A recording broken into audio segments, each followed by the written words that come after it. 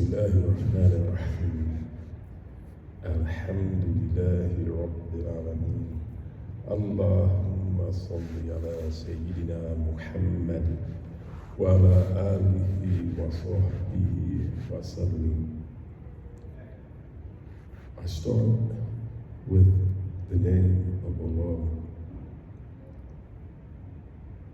asking Allah to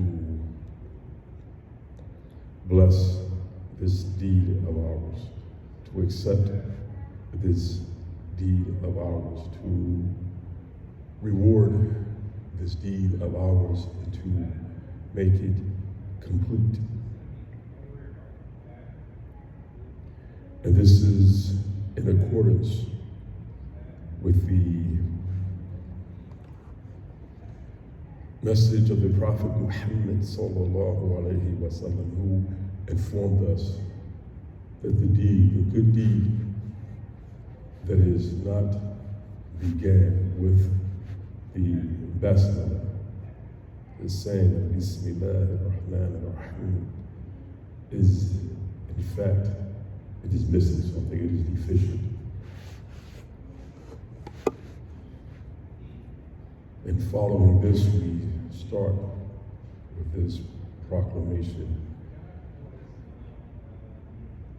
Alhamdulillah Rabbil Alameen, and we thank and we praise Allah for the countless endowments, the many blessings that Allah has given to us without Allah being obligated to give us anything, any of us, even one thing. No one orders Allah. He gives from His mercy. Alhamdulillah Rabbil Alameen. Allahumma salli ala Sayyidina Muhammad wa ala alihi wa sahbihi wa sallam. Oh Allah, humbly we ask you to raise the rank of our beloved Prophet Muhammad sallallahu alaihi wasallam, and to protect his nation, his Muslim nation, his followers, from what he feared for his nation. And Alhamdulillah Rabbil Alameen. The last time that we were together, we were able to, and we did review in the chapter that speaks of the obligations of the heart. For surely, in the hadith that is narrated by both Imam Bukhari and Imam Muslim, it means that in the body there is a small piece in which when it is healthy, the whole body will be healthy. And when it is diseased, then the whole body will be diseased. And indeed, this piece is the heart.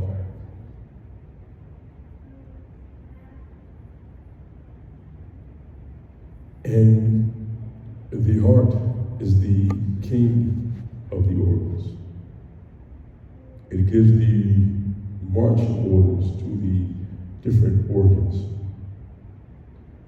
And when that king is a just king, you see it, this justice of this king of the body, you see it in the orders that are carried out by the different organs.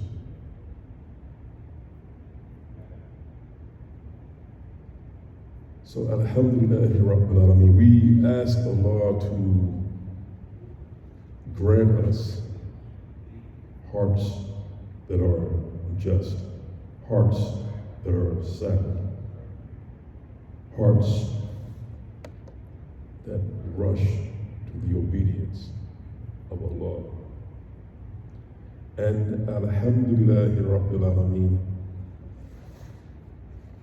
the religion of Islam did not simply inform us of this fact, not simply inform us that the heart is the king of the organs, that the heart needs to be pure, that the heart needs to be clean.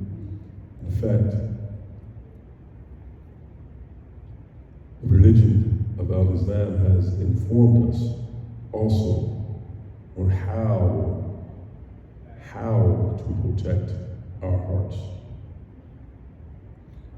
And the religion has informed us of different obligations of the heart. And as we review these obligations of the heart, we see, in fact, it's another reminder of how perfect this religion of Al-Islam is. The one whose heart fulfills these obligations, this one will be a good person. This one will be one whom you would like to keep his company, whose company would be beneficial to you, inshallah. And the one who fulfills the obligations of the heart, and he avoids the sins of the heart, will be in a good state in the hereafter. A hereafter that does not come to an end. A hereafter that is widely, vastly more weighty, more important than this dunya, this life, this short life. Subhanallah.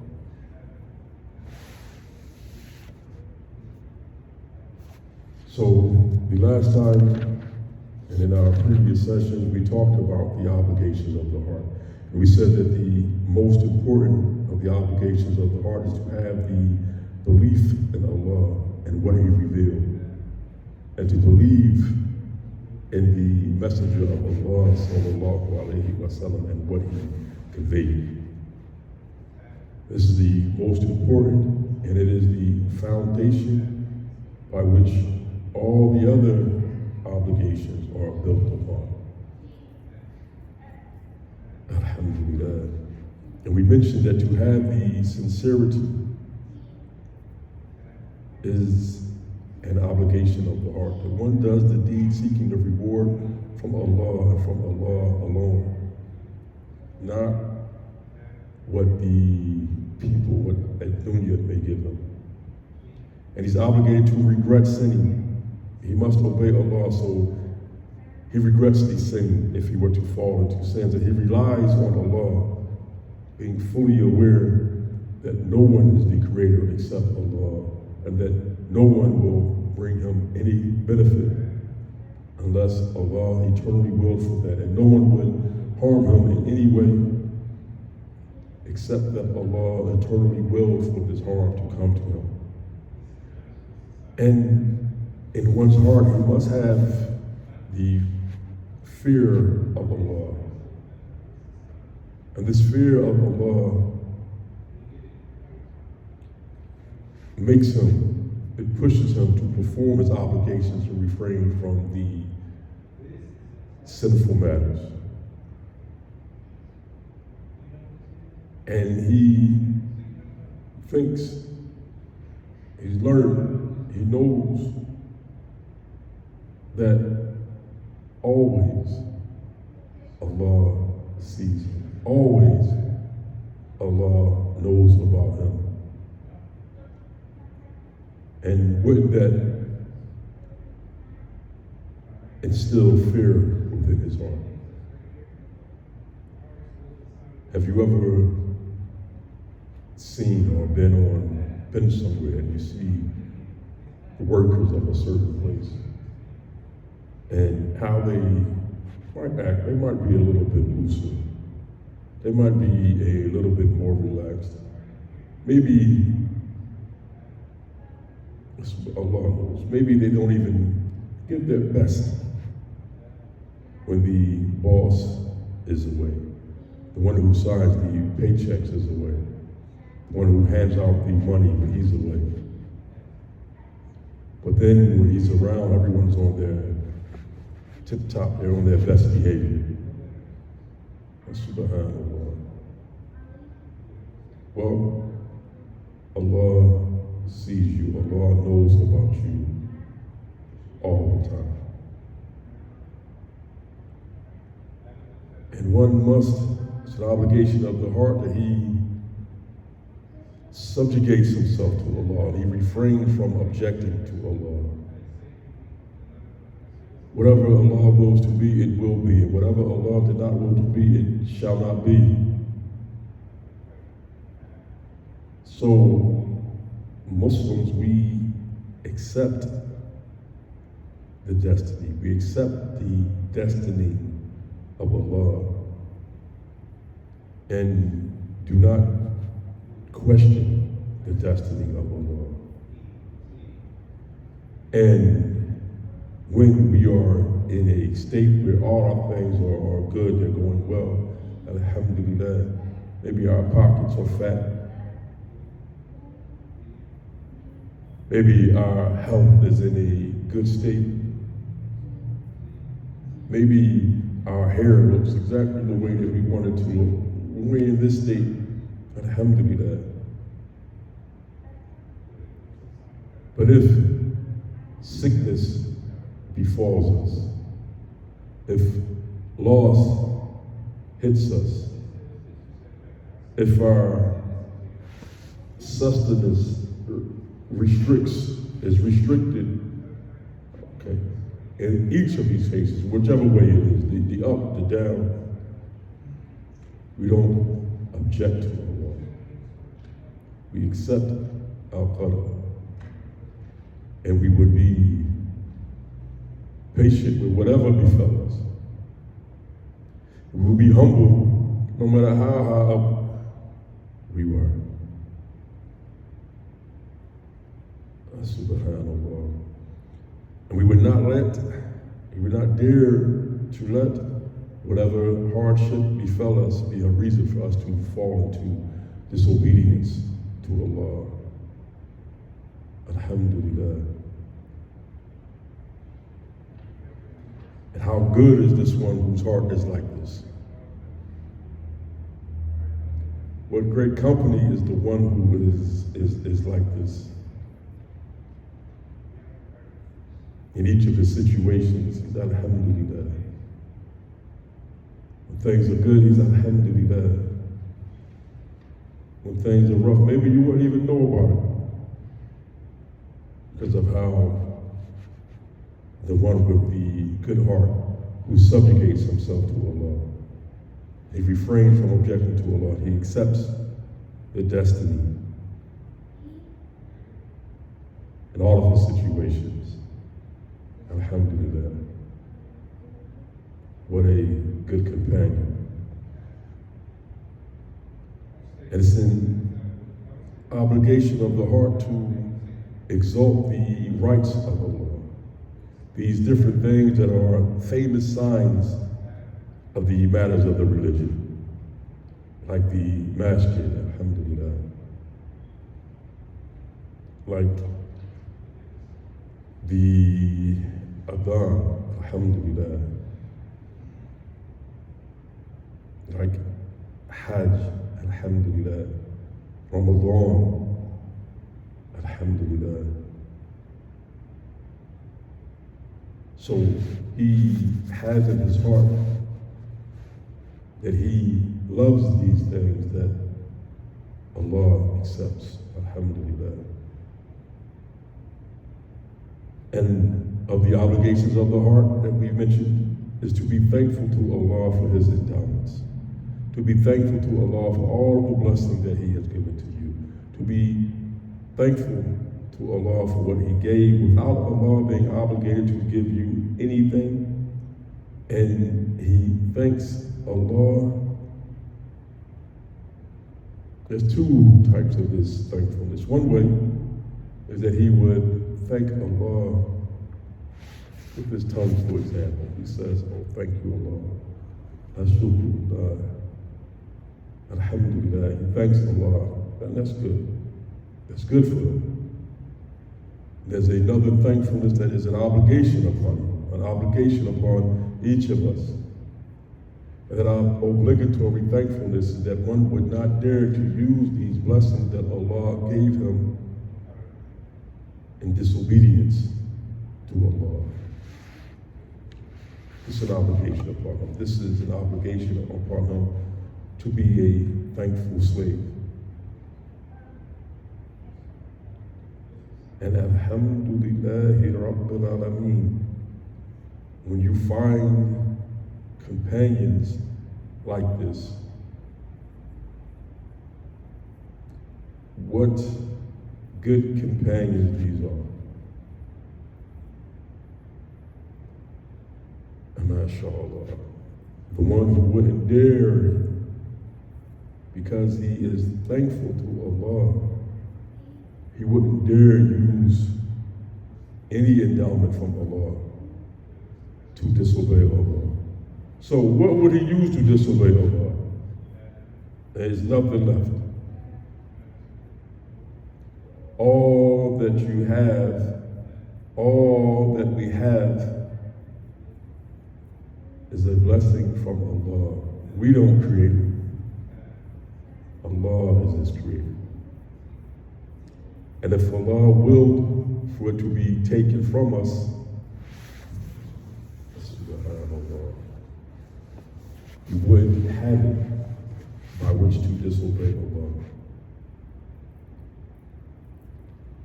So may Allah fill our hearts with thankfulness, with gratitude to Allah. This gratitude that would prevent us from daring to use a blessing from Allah in disobedience to Allah. Alhamdulillahi rabbil alameen. And may Allah allow us to be thankful slaves who are also grateful for those creations of Allah that give goodness to us.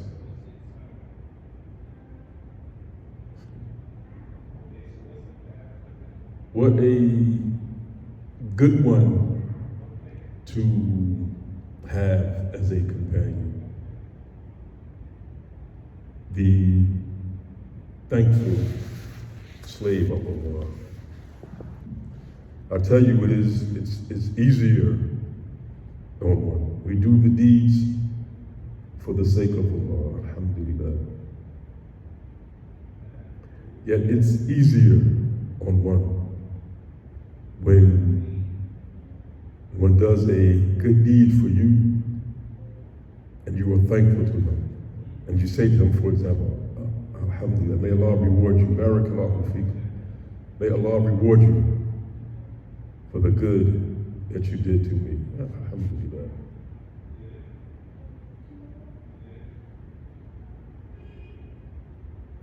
This is a good thing. Also, among the obligations of the heart is to be patient. And this is where we reached last time. So among the obligations of the heart is to be patient. And there are 3 types of patience that is included here.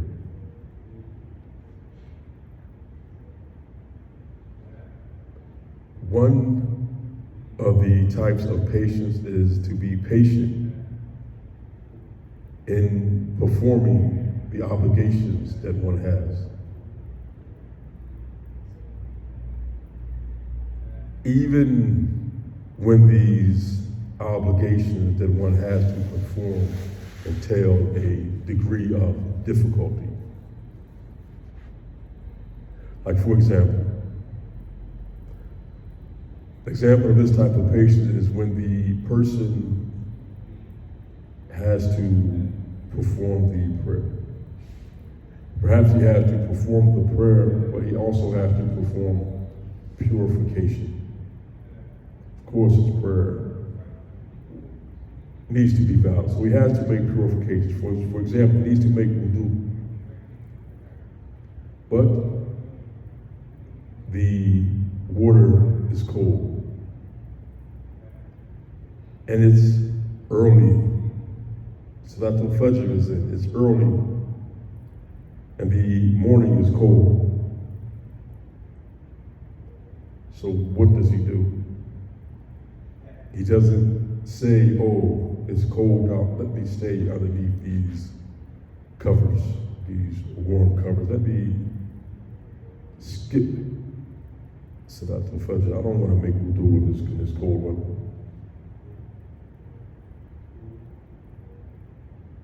And maybe this one, he doesn't have the facility where he just turns the water on. He wants hot water, so he turns the hot water on. And there you go, you got hot water.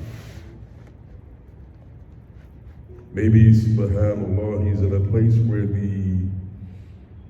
it's been a rough couple of months. Maybe the heat is off. What comes out of the water fountain is only the cold water. And he has to make wudu with this. Maybe he doesn't have enough time or doesn't even have the ability to warm that water up, to put it on the pot and warm it up. Fajr would be out by the time he did all of that. So he would be patient with that. Alhamdulillah, Rabbil Alameen. And he would push himself to fulfill his obligation, even though it's not comfortable for him. This is a type of patience. This is an example of him being patient in performing his obligations, even when performing those obligations entail difficulty for him. A second type is to be patient. To be patient while preventing himself from committing sins. So even if there was a strong inclination towards that, even if it was a sin that maybe he likes to do, even if it was a sin that he thinks about it, I won't get caught if I do it. Or even if it's a sin, that okay, maybe in this country, in this land that he's in, it's haram. According to the religion, it's haram. He would disobey Allah by it. But they say it's okay to do it. So you won't face the harm of the police, the imprisoners. But who would dare to disobey Allah? Woe to that one. So an example is a person, he finds himself in a hardship, a financial hardship. It's been a rough couple of months for him. His money is tight. The water's still on, the water still comes out of the spigot, but maybe the heat is off. So only cold water comes out. He can get some money and then he can have it turned back on. The warm water will start to come out again. The home will be warmer, the floors won't be so cold. Okay. But the way to get this money is by him disobeying Allah. There's an unlawful way for him to get the money in his hand. Okay, so nobody will know about it. He won't get caught. He can do it. He can take it. But the patient one knows that Allah sees him. He knows that Allah knows about him. He knows that there are angels with him who record his deeds. He doesn't doubt about the day of judgment. He doesn't doubt about the reckoning. So let him be patient. Allah is our result. He makes the sustenance reach his slaves. So inshallah, this one will be patient. Oh, he needs it. He's inclined. Go ahead, go do this thing. Get that money. His nafs is pushing him in this way, telling him, go ahead, get it, take it. But this one who fulfills the obligations of the heart, he's patient for the sake of Allah, and he refrains from the sin. This is a patient one. He has fulfilled that obligation of the heart, of being patient with refraining from the sins. And may Allah reward him greatly. And there's a third type of patience. And this is being patient with the calamities, the different hardships that may inflict one. So the Muslim, he fulfills this obligation of the heart. He's patient with what Allah afflicted upon him. He has to be. He cannot let a calamity that hits him drive him to committing the sins.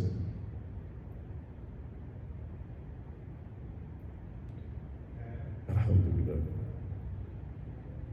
An example of this, if there was someone who Allah inflicted upon him a severe sickness, he needs to be patient with that.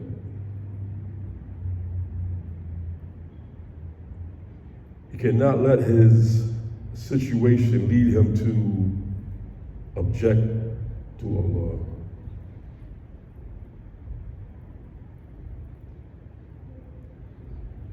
And this is the case with some people. There are some people whom when they are good and everything's all right, oh, okay, they're good, they're with it, alhamdulillah.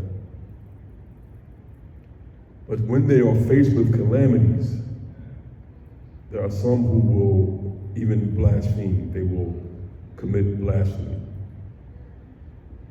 And this outcome of theirs is due to their lack of patience.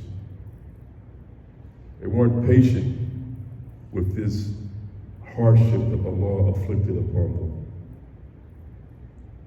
You know the story of Himar? MashaAllah. There was a man, Himar, and in Arabic, the name Himar, it means donkey. So, and also in that language, there are people who are named the names of different animals. And these animals, they have certain traits of goodness. Even the donkey, it has certain traits of goodness that you would want for your child to have. like they are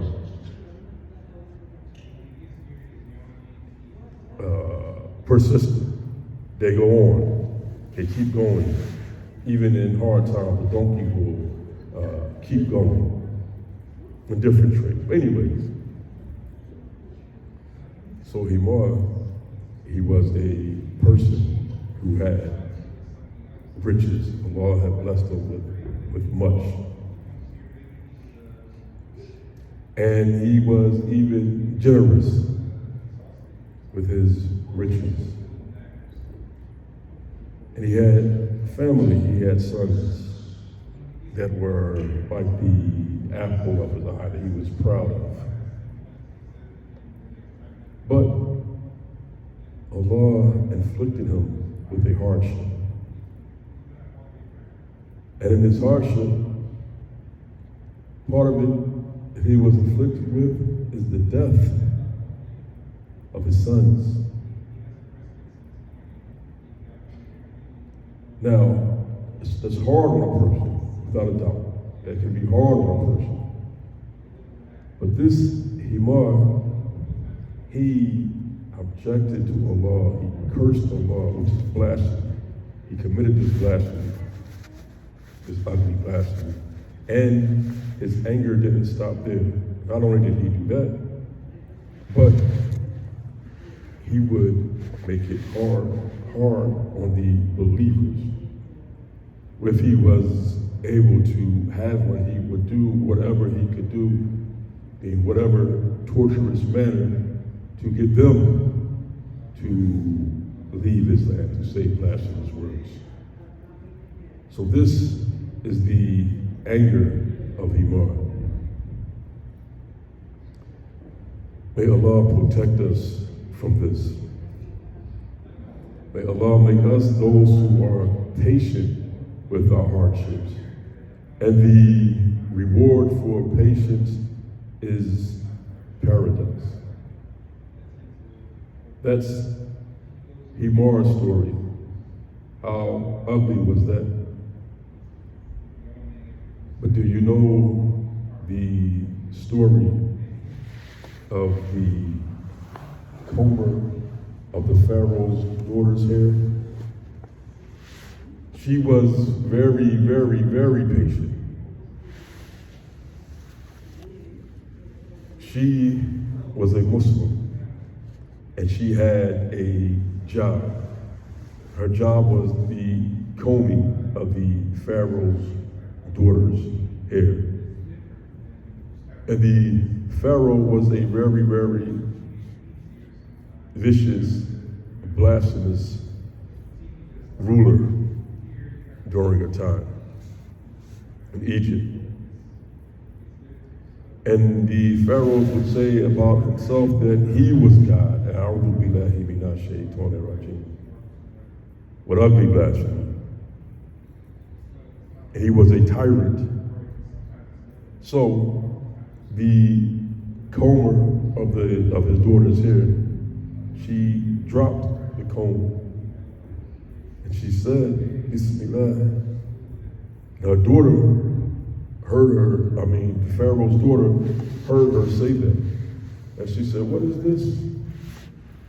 You say the name of Allah? You said you worship someone other than my father? And I'll do that. This is what she said to her.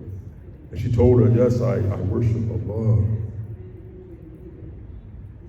the God of myself, you, and your father. Oh, she was upset. She told.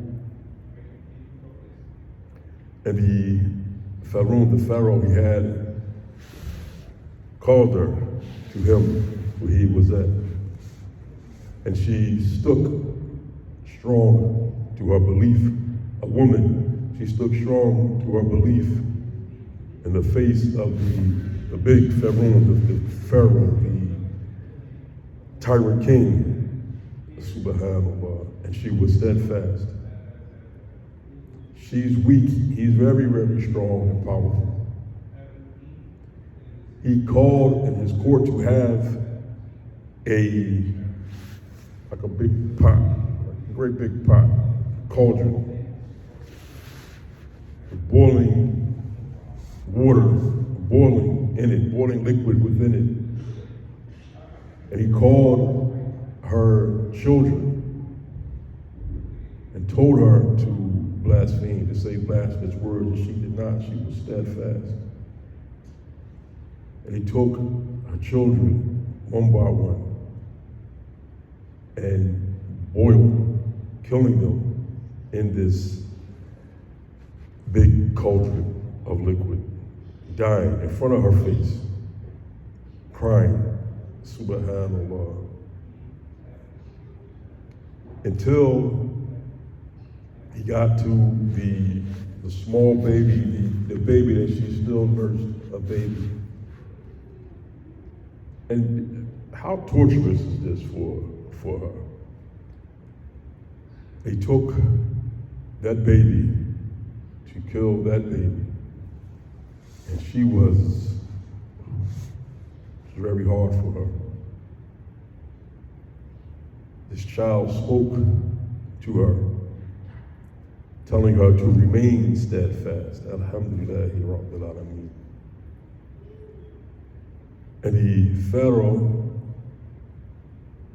continued and murdered her and her child. But before he did that, she asked, one, you're doing this ugly thing to me.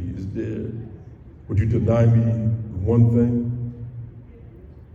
Okay, what you want? He's got a lot of power in this situation. Well, just bury us together. Okay, I'll do that. Subhanallah. And she was steadfast. She was patient with this. She was patient with this hardship. And they were buried together. And this good smell came from the place that they were buried at. And this story was revealed to Prophet Muhammad sallallahu alaihi wasallam by angel Jibril alaihi salatu wasalam. So her patience earned for her paradise. Himar and his lack of patience earned for him the torture of hellfire forever.